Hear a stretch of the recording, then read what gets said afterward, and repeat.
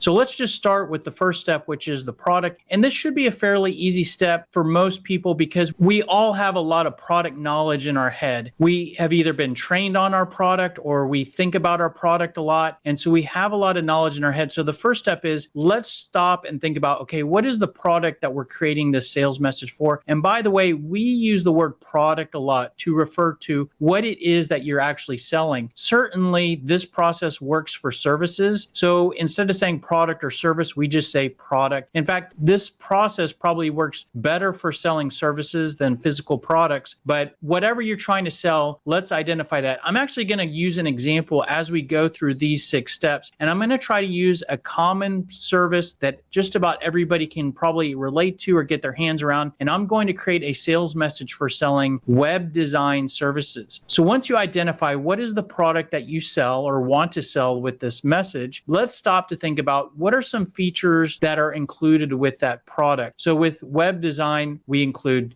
basically design and build websites, graphic design, copywriting. So either the features that are included or the scope of what's completed when the service is delivered. And by the way, this is where most salespeople kind of stop with their sales message. They think about what they sell and what it includes, and they go out and they just talk about this. Now, regarding your product, I want to push you one step further than what most salespeople do and really stop to think about how what you sell differs from your competition. Or if you are selling against the status quo, how do you differ against the option to do nothing? Differentiation is basically how are you different? So in this example, this web design firm only works with accountants and they use AI to develop the optimum website design and they guarantee results. And so that's the hope of this process, is that we are trying to identify the key things that you should be saying. Now, if you aren't different and you're the same, that's fine. No big deal. You don't have to think of stuff just to say stuff. We want you to think of the very powerful stuff that you should be saying so you don't forget it. You may actually just sell the same thing as your competition. And when you try to think about how you're different, maybe the way you do business is different. So the product or service is exactly the same, but maybe it's your pricing or your contract is different. So just something to think about there. And then we can go one step further to try to think about, are there any really strong facts about our company that we should be sharing? In this example, we won design awards for 5 years,